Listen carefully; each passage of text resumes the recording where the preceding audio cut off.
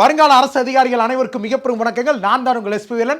So வரக்கூடிய group 4 and group 2 போன்ற தேர்வுகளில் ரொம்ப அதிகமான கேள்விகள் கேட்கக்கூடிய தமிழ்நாடு ஸ்கீம் சம்மந்தப்பட்ட டெவலப்மெண்ட் அட்மினிஸ்ட்ரேஷன் அண்ட் ஹிஸ்ட்ரியிலேருந்து ஐஎன்எம் அப்படின்ற டாப்பிக்கை பற்றி இன்றைக்கி நம்ம ரிவிஷன் அப்படி பண்ண போகிறோம். கண்டிப்பாக இது உங்கள் எக்ஸாமுக்கு யூஸ்ஃபுல்லாக இருக்கக்கூடிய ஒரு வீடியோவாக இருக்கும். ஸோ மறக்காமல் அந்த வீடியோவுக்கு லைக் ஒன்று போட்டு விட்டு அது மாதிரி உங்கள் ஃப்ரெண்ட்ஸுக்கு உங்கள் டெலிகிராம் குரூப்ஸ்லாம் ஷேர் பண்ணி விட்டு இந்த வீடியோ அப்படின்றது பாருங்கள். ரொம்ப முக்கியமாக வீடியோவை புதுசாக பார்க்குறீங்கன்னா சேனலை சப்ஸ்கிரைப் பண்ணி விட்டு பாருங்கள். ஏன்னா அந்த மாதிரி நம்ம நிறைய இனிமேல் லைவ்லாம் வந்து டிஸ்கஷன் அப்படின்றது பண்ண போகிறோம். ஸோ டெய்லி ஒரு திருக்குறள் அப்படி பார்த்து நம்ம ஸ்டார்ட் பண்ணுவோம். இன்னையோட குறள் அப்படிது என்ன அப்படின்னா, இன்னா செய்தாரை ஒருத்தல் அவர்னான நன்மையும் செய்து விடல் அப்படிது இன்னையோட குறள். To punish wrong with kindly benefits with the dose play, thus shame their souls but pass their ill unheeded by அப்படிது இன்னொரு குறள். அதாவது நமக்கு என்னதான் ஒருத்தங்க தீங்குகள் செஞ்சுக்கிட்டே இருந்தாலும் பரவாயில்ல, அவங்களுக்கு நம்ம நன்மை செஞ்சு விடுவோம் அப்படின்றது தான் இந்த குறள் மூலிமா நம்ம திருவள்ளுவர் நம்ம தலைவர் நமக்கு வந்து சொல்லக்கூடியதாக இருக்குது. ஸோ நன்மை செய்கிறது எவ்வளோ நல்லது அப்படின்றத இதுலேருந்து நம்ம வந்து தெரிஞ்சுக்கணும். ஸோ ஃபஸ்ட்டு ரிவிஷன் அப்படின்றது பார்க்கும்போது தமிழ்நாடு ஸ்கீம்ஸ் அப்படின்றது பார்க்குறோம். ஸோ இந்த ஸ்கீம்ஸ் படி பார்க்கும்பொழுது நீங்கள் கண்டிப்பாக கிட்டத்தட்ட ஒரு 10 வருஷத்துக்குள்ள ஸ்கீம்ஸ் எல்லாம் பார்க்க ஆரம்பிச்சிருங்க. ஏன்னா போன வருஷம் எக்ஸாம்லேயே நமக்கு வந்து 2011 கொண்டு வந்தவர்கிட்ட ஸ்கீம்ஸ் பற்றிலாம் நம்ம கொஸ்டின்ஸ் அப்படி கேட்டாங்க. ஸோ நிறைய ஸ்கீம்ஸ் அப்படி தமிழ்நாடு அரசாங்கத்தால் கொண்டு வரப்பட்டிருக்கு. ஈவன் அந்த திட்டங்கள் எல்லாம் தான் தமிழ்நாட்டை ஒரு முன்னணி மாநிலமாக வச்சிருக்கு. அதுக்கு இவர் தான் அவங்க தான் சொல்லிட்டு தனித்தனியாக ஒரு முதலமைச்சர் சொல்ல முடியாது. நமக்கு வந்திருக்க எல்லா முதலமைச்சர்களுமே நிறைய திட்டங்கள் அப்படி கொண்டு வந்திருக்காங்க. இன்றைக்கி நம்ம வந்து முன்னாடியே அதாவது 1950, 60 அந்த மாதிரி காலகட்டத்திலே கொண்டு வரப்பட்ட நிறைய திட்டங்களை பற்றி நம்ம பார்க்க அப்படின்றது போகிறோம். ஸோ நிறைய பேர் ஃபஸ்ட் டைம்லாம் அந்த வீடியோ பார்ப்பீங்க, தெளிவாக கவனிச்சுக்கோங்க, நோட்ஸ் எடுத்து வச்சுக்கோங்க. ஃபர்ஸ்ட் என்ன அப்படின்னா, the Madras Devadasi prevention and dedication act was thus enacted by the government. அதாவது மெட்ராஸ் தேவதாசி தடுப்பு மற்றும் அர்ப்பணிப்பு சட்டம் எந்த ஆண்டு அரசாங்கத்தால் இயற்றப்பட்டது அப்படின்னு கேட்குறாங்க. அதாவது பொட்டுக்கட்டுதல் அப்படின்னு ஒரு முறை உண்டு. இந்த பொட்டுக்கட்டுதல் முறை அப்படின்னா ஒரு முறை அப்படின்னா ஒரு சில சமூகத்தில் பிறந்த பெண்மணிகள் அப்படின்னவங்கள குழந்தையாக இருக்கும் பொழுதே கோயிலுக்கு அர்ப்பணி வச்சுருவாங்க. அந்த கோயிலில் தான் கடைசி இருக்க அந்த கோயிலில் கூடிய தெய்வத்தை தன்னோட கணவனாக நினச்சி அந்த கோயிலுக்கு அர்ப்பணிப்பு செஞ்சு அந்த பெண்மணி அங்கேயே வாழ்ந்து வருவாங்க. அப்போது பெண்கள் அப்படின்றவங்க படிக்க முன்னேறணும் அப்படின்ற விஷயத்துக்கு எதிரானதாக இது இருக்குது அப்படின்றதுக்காக ஃபஸ்ட்டு 1930 வருஷம் 1930 இந்த தேவதாசி முறை அப்படின்ற பொட்டுக்கட்டுதல் முறை இருக்குல்ல, இதை ஒழிக்கணும் அப்படின்றதுக்காக முதல்ல ஒரு பில், ஒரு மசோதா அப்படின்றத நம்மளோட ஃபஸ்ட்டு டாக்டரான முதல் சட்டமன்ற பெண் உறுப்பினரான முத்துலட்சுமி அம்மையார் அவர்கள் நம்ம மெட்ராஸ் மாகாண சட்டமன்றத்தில் கொண்டு வர்றாங்க. ஆனால் இது சட்டமாக மாறுறதுக்கு கிட்டத்தட்ட ஒரு 17 வருஷம் ஆகுது. எப்போ ஆகுது? அப்போ கிட்டத்தட்ட நமக்கு 1947, அப்போ 1930 கொண்டு வரப்பட்ட மசோதா அப்படின்றது சட்டமாகிறதுக்கு 17 வருஷம் கழிச்சு 1947 வருஷம் தான் நமக்கு ஓமந்தூர் ராமசாமியார் அவர்கள் முதலமைச்சராக இருக்கும் பொழுது இந்த சட்டம் அப்படின்றது இயற்றப்படுது. ஸோ தேவதாசி ஒழிப்பு முறை சட்டம் அப்படின்றது நமக்கு 1947 தான் நடைமுறைப்படுத்தப்படுது. இதை கொண்டு வந்த முதலமைச்சர் ஓமந்தூர் ராமசாமியார் அவர்கள், இந்த மசோதா கொண்டு வந்த முத்துலட்சுமி அம்மையார் அவர்கள். ரொம்ப முக்கியமானது, நோட் பண்ணி வச்சுக்கணும். நெக்ஸ்ட் செகண்ட் கொஸ்டின் அப்படின்றது, the aim of cradle baby scheme, தொட்டில் குழந்தை திட்டத்தின் முக்கிய நோக்கம் என்ன அப்படின்னு சொல்லி கொஸ்டின் கேட்டிருக்காங்க. இந்த தொட்டில் குழந்தை திட்டம் அப்படின்றது ரொம்ப முக்கியமான ஒரு ஸ்கீம் தமிழ்நாடு வரலாறுகளில். 1992 வருஷம் முதலமைச்சர் செல்வி ஜெயலலிதா அப்படின்றவங்க வந்து நமக்கு முதலமைச்சராக இருக்கும்போது இந்த திட்டம் அப்படின்றது கொண்டு வரப்பட்டது. ஃபஸ்ட்டு எங்கே கொண்டு வந்தாங்க அப்படின்னா சேலத்தில் கொண்டு வந்தாங்க இந்த திட்டம் அப்படின்றத. இந்த திட்டத்தின் முக்கியமான நோக்கம் என்ன அப்படின்னா, அந்த காலத்தில் பெண் குழந்தை அப்படின்றது பிறக்குது அப்படின்னா இந்த பெண் குழந்தையை படிக்க வச்சு கல்யாணம் பண்ணி கொடுத்து சீர்வரிசெல்லாம் கொடுத்து நிறைய செலவுகள்லாம் ஆகுது இல்லை. அப்போ பெண் குழந்தையெல்லாம் அந்த ஏழை வீடுகள்லாம் பிறந்தாங்க அப்படின்னா அந்த பெண் குழந்தைய அந்த காலத்தில் மர்மமான முறையில் வந்து கொன்றுவாங்க. ஆக்சுவலாக கள்ளிப்பால் ஊற்றி கொள்வது இல்லை எப்படியோ கொள்றதுன்னு சொல்லிட்டு பெண் குழந்தைகளை கொல்ல ஆரம்பிக்கிறாங்க. அப்போது பெண் குழந்தைகள் அப்படின்றவங்க சமுதாயத்தில் ஒரு மிகப்பெரிய இடத்துக்கு வரணும், அவங்களை எம்பவர் பண்ணணும் அப்படின்றதுக்காக செல்வி ஜெயலலிதா அம்மையார் அவர்கள் என்ன பண்ணாங்க அப்படின்னா, இந்த பெண் சிசு கொலை அப்படின்றது இருக்குல்ல, ஃபீமேல் இன்ஃபான்டிசைட் அப்படின்றது இருக்குல்ல, இந்த பெண் சிசு கொலை அப்படின்றத ஒழிக்கணும் அப்படின்றது அடிப்படை நோக்கமாக வச்சு, இதில் நிறைய நோக்கங்கள் இருக்குது, இது முக்கியமான ஒரு நோக்கம். அதை அடிப்படையாக வச்சு தான் இந்த பெண் சிசு கொலை இனிமேல் தடுக்கணும். உங்களுக்கு அப்படி குழந்தை வளர்க்கறதுக்கு இன்ட்ரெஸ்ட் இல்லைனா நீங்கள் அரசாங்கத்தை கொடுங்க, அரசாங்கம் அந்த பெண்ணை படிக்க வச்சு சமுதாயத்தில் ஒரு நல்ல ஒரு இடத்துக்கு கொண்டு வரும் அப்படின்றத அடிப்படையாக வச்சு தான் கிராடல் பேபி ஸ்கீம், தொட்டில் குழந்தை திட்டம் அப்படின்றது கொண்டு வரப்பட்டுச்சு. இது ஃபஸ்ட்டு சேலத்தில் தான் கொண்டு வந்தாங்க. இதுவும் வந்து டிஎன்பிசியில் ஆல்ரெடி கேட்கப்பட்ட ஒரு கொஸ்டின், நோட் பண்ணிச்சோ, ரொம்ப முக்கியமான ஒரு ஸ்கீம் ஆக்சுவலாக. இது மாதிரியே இன்னொரு கொஸ்டின் உங்களுக்கு கேட்கணும்னா, ஃபஸ்ட்டு தமிழ்நாட்டில் மகளிர்களுக்கான காவல் நிலையம் அப்படிது எந்த இடத்துல வந்தது அப்படின்றதுக்கு மறக்காமல் நம்ம வீடியோ கீழே கமெண்ட் செக்ஷனில் கமெண்ட் அப்படின்றது பண்ணுங்கள்.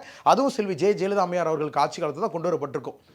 நெக்ஸ்ட் அடுத்த கொஸ்டின் அப்படின்றது, which is a widow remarriage assistance scheme, அதாவது இவற்றில் எது விதவை மறுமண உதவி திட்டம். ஆக இப்போது அன்னை தெரசா ஸ்கீம், முத்துலட்சுமியார் ஸ்கீம், தர்மாம்பாள் அம்மையார் ஸ்கீம், மூலு ராமாமிர்தம் அம்மையார் ஸ்கீம். இதில் இந்த மூலு ராமாமிர்தம் அம்மையார் ஸ்கீம் அப்படின்றதான் இப்போ நமக்கு வந்து உயர்கல்வி திட்டமாக மாற்றப்பட்டுச்சு. ஓகே, அப்படி இருக்கும் பொழுது விடோ ரீமேரேஜ் ஸ்கீம் அப்படின்னு கேட்டிருக்காங்க, விதவை மறுமண சட்டம் அப்படின்றத வந்து கேட்டிருக்காங்க. ஓகே, இப்போ நிறைய சட்டங்களுக்கு நிறைய தலைவர்களோட பெயர்கள் வச்சுருக்காங்க. அதன்படி விதவை மறுமண சட்டம், விடோ ரீமேரேஜ் ஸ்கீம் அப்படின்றதுக்கு வந்து பார்த்தீங்கன்னா நமக்கு தர்பாமல் அம்மையார் ஸ்கீம் அப்படின்னு தான் நமக்கு வந்து கரெக்டான ஆன்சர்.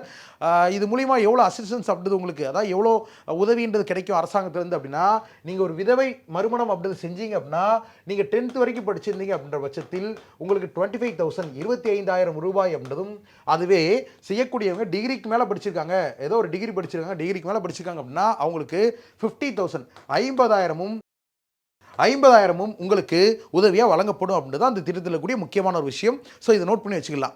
அது மாதிரியே இப்போ முத்துலட்சுமி அம்மையார் ஸ்கீம் அப்படி இருக்குது. ஓகே, முத்துலட்சுமி அம்மையார் திட்டம் அப்படி இருக்குது. இந்த முத்துலட்சுமி அம்மையார் திட்டம் எது சம்மந்தப்பட்ட திட்டம் அப்படின்றத வீடியோ கீழே கமெண்ட் செக்ஷனில் மறக்காமல் கமெண்ட் அப்படின்றது போடுங்க. ஏன்னா இது எல்லாமே டிஎன்பிசி எக்ஸாம்ஸில் கேட்கக்கூடியது. சரியா?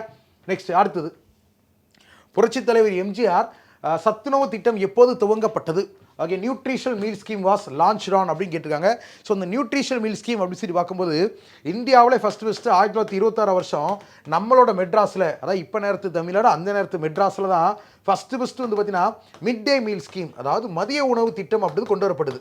இந்த மதிய உணவு திட்டம் அப்படித மெட்ராஸில் ஒரே ஒரு இடத்துல மட்டும்தான் பிட்டி தியாகராயர் அவர்கள் கொண்டு வராங்க. அப்புறம் காசு நிதி பத்தலன்னு சொல்லி சொல்லிட்டு அதையும் கைவிட்டாங்க. இதை பிற்காலத்தில் முதலமைச்சர் அவர்களுடைய கர்ம வீரர் காமராஜர் அவர்கள் இதை ஒட்டுமொத்த தமிழ்நாடு முழுக்க காமராஜர் அவர்கள் இதை விரிவுபடுத்தினார் மதிய உணவு திட்டத்தை. அந்த மதிய உணவில் இன்னும் சத்தான உணவு கொடுத்தா இன்னும் நல்லா இருக்குன்றதுக்காக தான் பிற்காலத்தில் 1982 வருஷம் ஜூலை மாதம் 1ஆம் தேதி முதலமைச்சராக இருந்த எம்ஜிஆர் அவர்கள் என்ன பண்ணுறாங்க, சத்துணவு திட்டம் அப்படின்றத நமக்கு அறிமுகப்படுத்துகிறாங்க. அதுக்கப்புறம் சத்துணவில் வந்து பார்த்தீங்கன்னா உருளைக்கிழங்கு சேர்க்கிறது அப்படின்ற மாதிரி ஒரு விஷயம் கொண்டு வந்தாங்க.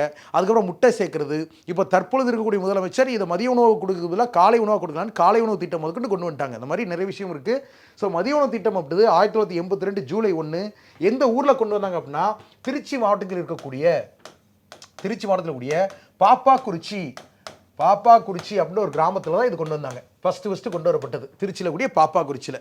ஸோ இது ரொம்ப முக்கியமானது. அதாவது எந்த பிளேஸில் கொண்டு வந்தாங்க அப்படின்ற கூட நம்ம கேட்கலாம். அதனால் டீட்டெயிலாக படிக்கணும், தெளிவாக படிக்கணும், நோட் பண்ணி வச்சுக்கோங்க. நெக்ஸ்ட் அடுத்த கொஸ்டின், 5th கொஸ்டின் அப்படின்றது, Tamil Nadu panchayat act was first enacted by which chief minister in Tamil Nadu? Tamil Nadu panchayat சட்டம் தமிழ்நாட்டில் எந்த முதலமைச்சரால் முதலில் இயற்றப்பட்டது? இதில் பாயிண்ட்ன்றதே இந்த முதலில் இயற்றப்பட்டது அப்படின்னு ஒரு வார்த்தை இருக்குது. ஏன்னா நார்மலாக இதுக்கு என்ன ஆன்சர் போடுவாங்க அப்படின்னா செல்வி ஜெயலலிதா அப்படின்னவங்க தான் போடுவாங்க. ஆக்சுவலாக அதாவது தமிழ்நாடு பஞ்சாயத்து சட்டம் அப்படின்னாலே நமக்கு தெரிஞ்சது 1994 வருஷம் அந்த பஞ்சாயத்து சட்டம் அப்படி தான் டக்குன்னு ஜெயலலிதா அப்படின்னு போட்டுருவோம். ஆனால் அப்படி போட்டானா நம்ம ஆன்சர் தவறான ஆன்சராக போட்டிருக்கோம். ஏன்னா அதுக்கு தான் அங்கே ஒரு வார்த்தை இருக்குது, ஃபர்ஸ்ட் enacted by அப்படின்னு ஒரு வார்த்தை இருக்குது. முதலில் இயற்றியவர் யார் அப்படின்னா ஃபஸ்ட்டு இப்போ இந்தியன் கான்ஸ்டியூஷனில் பஞ்சாயத்து அமைப்பு அப்படின்றத கொண்டு வந்ததே நமக்கு 73ஆம் சட்ட திருத்தம் 1992 வருஷம் இயற்றப்பட்டது. அதுக்கப்புறம் தான் கான்ஸ்டியூஷனல் ஸ்டேட்டஸ் அப்படின்றது பெறுது, பஞ்சாயத்து சட்டங்கள்லாம் உருவாக ஆரம்பிக்குது. ஆனால் இதில் இந்த கான்ஸ்டியூஷன் ஸ்டேட்டஸ்லாம் பஞ்சாயத்து அமைப்பு பெறுறதுக்கு முன்னாடியே 1958 காலகட்டத்தில் 1958 வந்து பார்த்தீங்கன்னா முதலமைச்சராக இருந்த கர்ம வீரர் காமராஜர் அவர்கள் தான் ஃபஸ்ட்டு தமிழ்நாட்டில் பஞ்சாயத்து சட்டம் அப்படி தான் கொண்டு வராங்க. ஓகே, அப்போ 1958 தமிழ்நாடு பஞ்சாயத்து சட்டம் அப்படி தான் ஃபஸ்ட்டு நமக்கு வந்து பஞ்சாயத்து சட்டம். பிற்காலத்தில் இதை ரிப்பீல் பண்ணி தான், ஓகே, இதை வந்து நமக்கு வந்து ரிமூவ் பண்ணிட்டு தான், கேன்சல் பண்ணிட்டு தான் 1994 வருஷம் தமிழ்நாடு பஞ்சாயத்து சட்டம் அப்படி தான் ஜெயலலிதா அம்மையார் அவர்கள் கொண்டு வந்தாங்க. இதான் கான்செப்ட். அப்போ ஃபஸ்ட்டு கொண்டு வந்தவர் காமராஜர், 94 கொண்டு வந்தாங்க தான் ஜெயலலிதா அவர்கள். ஓகே, இது நோட் பண்ணி வச்சுக்கோங்க. ஆன்சர் அப்படின்றது ஆன்சர் ஆப்ஷன் பி, கர்ம வீரர் காமராஜர் அவர்கள் தான் ஆன்சர். நெக்ஸ்ட், சொத்தில் பெண்களுக்கு சம உரிமை சட்டம் எந்த தமிழக முதல்வரால் நிறைவேற்றப்பட்டது? Giving equal rights to women, equal property rights. ஆக்சுவலாக family property act was made by which chief minister in Tamil Nadu அப்படின்றது. இது யாரோட கனவு அப்படின்னா பெண்களுக்கு சொத்தில் சமபங்கு உரிமை அப்படின்றத ஃபஸ்ட்டு 1929 வருஷம் ஃபஸ்ட்டு செல்ஃப் ரெஸ்பெக்ட் மூவ் முதல் சுயமரியாதை இயக்கத்தோட மாநாடு அப்படின்னு செங்கல்பட்டில் வச்சு நடந்தது. அந்த மாநாட்டில் வச்சு இந்த பெரியார் அவர்கள் தான் பெண்களுக்கு சொத்துல சமபங்கு உரிமை கொடுக்கணும், பெண்கள் வந்து அடிமையாக மாறுறதுக்கு முக்கியமான காரணங்கள் 2 காரணங்கள் தான். ஒன்று சொத்துரிமை அப்படின்றது மறுப்பு தெரிவித்தது, 2வது கல்வி அப்படின்றது அவங்களுக்கு கொடுக்காம இருந்தது தான் பெண்கள் வந்து அடிமையாக மாறுறதுக்கு ரொம்ப முக்கியமான காரணம். அதனால் பெண்களுக்கு சொத்தில் சமபங்கு உரிமை கொடுக்கணும்னு சொல்லிட்டு முதலில் தந்தை பெரியார் அப்படின்றவர் இதை பற்றி பேசுகிறார். ஆனால் இதை யார் சட்டமாக்குறாங்க அப்படின்னா இந்தியாவிலே ஃபஸ்ட்டு நம்ம தமிழ்நாட்டில் தான் 1989 வருஷம் 1989 okay equal property rights act அப்படின்னு ஒரு ஆக்ட் வருது. அதாவது பெண்களுக்கு சொத்தில் சமபங்கு உரிமை அப்படின்றதுக்கான சட்டம் அப்படின்றது நம்ம தமிழ்நாட்டில் தான் ஃபஸ்ட்டு இந்தியாவில் கொண்டு வராங்க. யார் கொண்டு வந்தாங்க அப்படின்னா அந்த நேரத்தில் முதலமைச்சராக இருந்த கலைஞர் கருணாநிதி அவர்கள் தான் இந்த திட்டம் அப்படின்றது கொண்டு வந்தாங்க.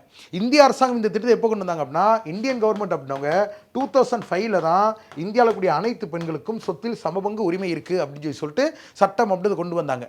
ஸோ ஃபஸ்ட்டு இது எந்த மாநிலத்தில் கொண்டு வந்தாங்கன்னா தமிழ்நாட்டில் தான் கலைஞர் கருணாநிதி அவர்கள் 1989 கொண்டு வந்தாங்க.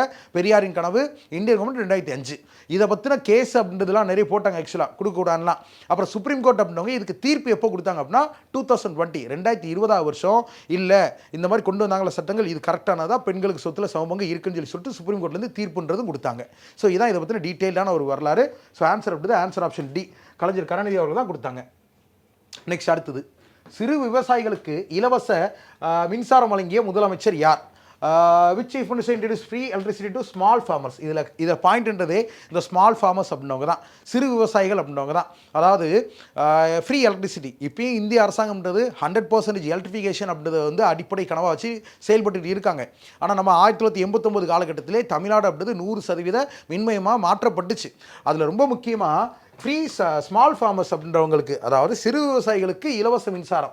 நம்ம இப்போ தமிழ்நாட்டில் வந்து பார்த்திங்கன்னா இருக்க எல்லா விவசாயிகளுக்குமே வந்து பார்த்திங்கன்னா மின்சாரம்ன்றது இலவசம் தான். இந்த மோட்ரு போடுறது, தண்ணி பாய்ச்சலுக்கான மின்சாரம் எல்லாமே இலவசம் தான்.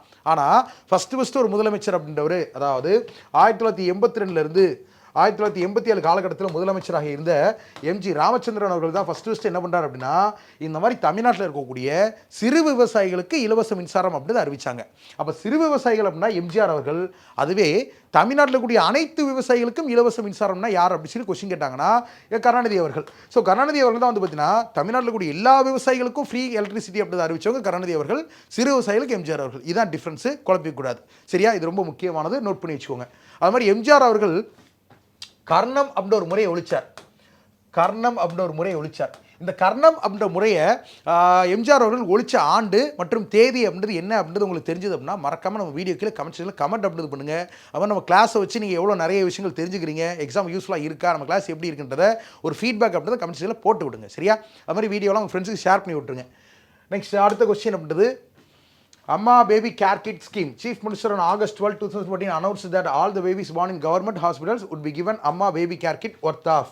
அதாவது தமிழ்நாட்டில் ஆகஸ்ட் மாதம் 12 2014 வருஷம் முதலமைச்சர் ஜெயலலிதா அவர்கள்லேருந்து ஒரு விஷயத்தை அறிவிக்கிறாங்க. என்னென்னா, தமிழ்நாட்டில் இருக்கக்கூடிய எல்லா அரசு மருத்துவங்களையும் பிறக்கக்கூடிய குழந்தைகளுக்கு அம்மா பேபி கேர் கிட் அப்படின்னு ஒன்று கொடுக்கப்படும், அம்மா பெட்டகம்னு ஒன்று கொடுக்கப்படும்.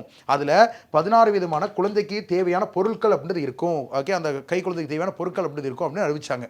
ஸோ அந்த அம்மா பேபி கேர் கிட், அதாவது அம்மா குழந்தை பராமரிப்பு நலப்பெட்டகம் அப்படிதுல 16 விதமான திங்ஸ் அப்படின்றது இருக்கும். ஓகே, சோப்பு, இந்த மாதிரி 16 விதமான ஐட்டம்ஸ் அப்படின்றது இருக்கும். இது எவ்வளோ மதிப்பு இருக்கும் அப்படின்னு பார்த்தீங்கன்னா ₹1000. ஓகே, 1000 ரூபாய் மதிப்புள்ள 16 பொருட்கள் அடங்கிய அந்த அம்மா குழந்தை பராமரிப்பு நலப்பெட்டகம் அப்படி தான் தமிழ்நாட்டில் கூடிய எல்லா அரசு மருத்துவமனைகளையும் பெறக்கூடிய குழந்தைகளுக்கு வழங்கப்படக்கூடியதாக இருக்குது. ஸோ ஆன்சர் அப்படின்றது ஆன்சர் ஆப்ஷன் ஏ. ஓகே, ₹1000 தான். நெக்ஸ்ட் அடுத்தது, எது பொது சுகாதார சட்டத்தை இயற்றிய முதல் மாநிலம்? Which is the first state to enact the public health act அப்படின்னு கேட்டிருக்காங்க.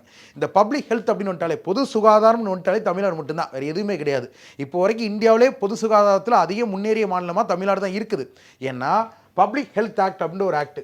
ஓகே, இந்தியா அப்படின்றது சுதந்திரம் பெறதுக்கு முன்னாடியே, ஓகே, நம்ம மாகாணங்களாக இருக்கும் பொழுதே 1939 வருஷம் 1939 ராஜாஜி அவர்கள் முதலமைச்சராக இருக்கும் பொழுது, ஈவன் முதல்ல ஒரு பெண் அப்படின்றவங்க அமைச்சராக இருக்கும் பொழுது, சுகாதாரத்துறை அமைச்சராக இருக்கும் பொழுது, ருக்மணி லட்சுமிவதின்றவங்க அமைச்சராக இருக்கும் பொழுது தான் பப்ளிக் ஹெல்த் ஆக்ட் அப்படின்றது கொண்டு வரப்படுது.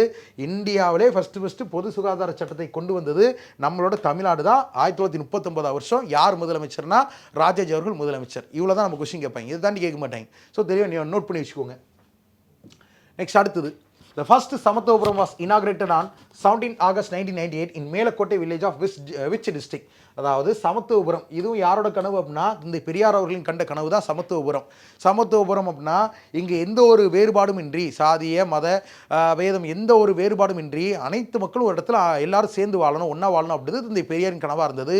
அந்த கனவை தான் பிற்காலத்தில் 1998 வருஷம் ஆகஸ்ட் மாதம் 17 கலைஞர் கருணாநிதி அவர்கள் இதை நினைவாக்குறார். என்ன அப்படின்னா சமத்துவபுரங்கள் அப்படின்னு தமிழ்நாட்டில் உருவாக்குறார். அப்படி உருவாக்கப்பட்டது முதல் சமத்துவபுரம் எங்கே அப்படின்னா மேலக்கோட்டை அப்படின்னு ஒரு கிராமத்தில் உருவாக்கப்படுது. இது எந்த மாவட்டம் அப்படின்னா மதுரை மாவட்டம். ஸோ ஆன்சர் அப்படின்றது ஆன்சர் ஆப்ஷன் டி, மதுரை அப்படின்றது தான் மேலக்கோட்டை மாவட்டத்தில் முதல் சமத்துவபுரம். யார் கொண்டு வந்தாங்க? நம்மளோட கலைஞர் கருணாநிதி அவர்கள் நமக்கு வந்து கொண்டு வந்தாங்க. ரொம்ப முக்கியமாக இது தொடர்புடைய மாதிரியே இன்னொரு கண்டென்ட் அப்படி பார்க்கணும் அப்படின்னா கலைஞர் கருணாநிதி அவர்கள் ஃபஸ்ட்டு நமக்கு இந்த மெட்ராஸ் அப்படின்றத சென்னைன்னு சொல்லி பேர் மாற்றினாங்க. அது எந்த வருஷம் பேர் மாற்றினாங்க அப்படின்றத மறக்காமல் கமெண்ட்ஸில் கமெண்ட் அப்படின்றது பண்ணுங்கள். இது ரொம்ப முக்கியமான ஒரு விஷயம், அடிக்கடி கேட்கக்கூடிய ஒரு கொஸ்டின், நோட் பண்ணி வச்சுக்கோங்க. நெக்ஸ்ட்டு, அடுத்தது விவேகானந்தா ஃபவுண்டட் தி ராமகிருஷ்ணா மிஷன் இன் அப்படின்னு கேட்டிருக்காங்க. விவேகானந்தர் என்ன பண்ணுறாரு? ராமகிருஷ்ணா மிஷன் அப்படின்னு ஒன்று ஆரம்பிக்கிறார். அதாவது விவேகானந்தர் அவர்களின் மிக பெரும் குருவான ராமகிருஷ்ண பரமஹம்சர் அவரோட நினைவாக பிற்காலத்தில் விவேகானந்தர் இங்கே நல்லது செய்ததுக்காக ராமகிருஷ்ணா மிஷன் அப்படின்றத உருவாக்குறார். எங்கே? கல்கத்தாவில் உருவாக்குறார். எந்த வருஷம் அப்படின்னு பார்க்கும்பொழுது நமக்கு 1897 1897 ஆண்டு கல்கத்தாவில் ராமகிருஷ்ண மிஷன் அப்படின்றது விவேகானந்தர் அவர்களால் உருவாக்கப்பட்டது. ரொம்ப முக்கியமான ஒரு ஸ்கீம். நெக்ஸ்ட் அடுத்தது சுபாஷ் Chandra Bose founded the Forward Bloc இந்த இயர். சுபாஷ் சந்திர போஸ் முற்போக்கு கட்சியை தொடங்கிய ஆண்டு எந்த ஆண்டு? நேதாஜி சுபாஷ் சந்திர போஸ் அப்படின்றவர் 1938 வருஷம் நடக்கக்கூடிய காங்கிரஸ் கட்சி மாநாட்டில் வெற்றி பெற்று காங்கிரஸ் கட்சி மாநாட்டின் தலைவராக பிரசிடெண்ட்டாக பொறுப்புக்கு வராங்க. பட் ஆனால் அவர் காந்தியார் சொல்லக்கூடிய விஷயங்களுக்கு ஆப்போசிட்டாக சில முன்னெடுப்புகள் அப்படின்றது எடுக்கிறதுனால அந்த தலைவர் பதவியிலேருந்து அவரை இறக்கிறாங்க. மறுபடியும் 1939 மார்ச் மாதமே மறுபடியும் தலைவர் பதவிக்கான எலெக்ஷன் அப்படி நடக்குது. ஆனால் அப்பையும் காந்தியார் நிற்க வைக்கக்கூடிய வேட்பாளர் தோற்கடிச்சு நேதாஜி அவர்கள் மீண்டும் தலைவராக வந்து பொறுப்புக்கு வந்துடுறாங்க. அப்படி பொறுப்புக்கு வரும் பொழுது நேதாஜி அவர்கள் நம்ம சண்டை போட்டு தான் நம்மளோட சுதந்திரத்தை வாங்கணும் அப்படின்ற மாதிரி ஒரு முற்போக்கான ஒரு வழியை வந்து முன்னெடுக்கிறாங்க காங்கிரஸ் கட்சிக்குள்ள. அப்போ இந்த காங்கிரஸ் கட்சிக்குள்ளேயே ஃபார்வர்ட் பிளாக் அப்படின்ற ஒரு கட்சி வந்து உருவாக்குறார். அப்போ ரொம்ப முக்கியமா ஃபார்வர்ட் பிளாக் அப்படின்ற கட்சி காங்கிரஸ் கட்சியை விட்டு தனியாக உருவாக்கப்பட்ட கட்சியா? கிடையாது. It is inside the Congress. ரொம்ப முக்கியமானது. காங்கிரஸ் அப்படின்ற கட்சிக்குள் உருவாக்கப்பட்ட ஒரு கட்சி தான் ஃபார்வர்ட் பிளாக் அப்படின்ற ஒரு அமைப்பு. யார் உருவாக்குறா? நேதாஜி அவர்கள் உருவாக்குறாங்க. எப்போ அப்படின்னா 1939 1939 ஆண்டு தான் நேதாஜி அவர்கள் ஃபார்வர்ட் பிளாக் அப்படின்ற ஒரு கட்சி உருவாக்குறார். இதற்கு மிகப்பெரும் ஆதரவாக இருந்தவர் யார் அப்படின்னா நம்ம தமிழ்நாட்டை சார்ந்த முத்துராமலிங்க தேவர் அப்படின்றவர் இதுக்கு ஒரு மிகப்பெரும் ஆதரவாகவும் இருந்திருப்பாங்க. அதுக்கப்புறம் தான் இப்போ இந்த ஃபார்வர்ட் பிளாக்லாம் உருவாக்கிடுவார்ல. இதுக்கப்புறம் தான் வந்து பார்த்தீங்கன்னா பிற்காலத்தில் ஆகஸ்ட் மாதம் 1939 காங்கிரஸ் கட்சியிலேருந்து எல்லா பதவியிலேருந்தும் இவர் நீக்கப்படுறாரு. அதுக்கப்புறம் அவர் தனியாக போய் பார்த்துக்க ஆரம்பிக்கிறார். சுதந்திர போராட்டத்தில் அவர் கலந்துக்க ஆரம்பிக்கிறார். இது வந்து வேற ஒரு கண்டெக்ட் ஆக்சுவலாக. ஸோ காங்கிரஸ் கட்சிக்குள் நேதாஜி இருக்கும்பொழுது பண்ண விஷயங்கள்லாம் தான் அந்த விஷயங்கள். So answer option B 1939. Next அடுத்தது name the first Muslim president of Indian National Congress. இந்திய தேசிய காங்கிரஸின் முதல் முஸ்லீம் தலைவர் யார்? இப்போ காங்கிரஸ் கட்சி அப்படின்றது பார்க்கும்போது காங்கிரஸ் கட்சிக்கு இந்த தலைவரை வச்சு நிறைய விஷயங்கள் அப்படின்றது இருக்குது. அதாவது காங்கிரஸ் கட்சி அப்படின்றது உருவாக்கியவர் யார்? முதல் தலைவர் யார்? முதல் முஸ்லீம் தலைவர் யார்? முதல் பெண் தலைவர் யார்? முதல் இந்திய பெண் தலைவர் யார்? இளம் வயது தலைவர் யார்? நீண்ட கால தலைவர் இருந்த மாதிரி நிறைய விஷயங்கள் அப்படி இருக்குது ஆக்சுவலாக. இப்போ நம்ம கேட்டுக்கிறது என்ன? ஃபர்ஸ்ட் முஸ்லீம் பிரசிடென்ட் முதல் முஸ்லீம் தலைவராக பொறுப்பேற்றவங்க யார் அப்படின்னா நமக்கு காங்கிரஸ் கட்சி அப்படின்றது 1985 வருஷம் உருவாக்கப்பட்டுச்சு. முதல் மாநாடு அப்படின்றது 1885 நடந்துச்சு. அதில் இருந்து 1886 1887 அதாவது 3வது ஆண்டு 1887 வந்து பார்த்தீங்கன்னா நமக்கு நம்மளோட மெட்ராஸில் வச்சு காங்கிரஸ் கட்சியோட மாநாடு அப்படின்றது நடக்குது.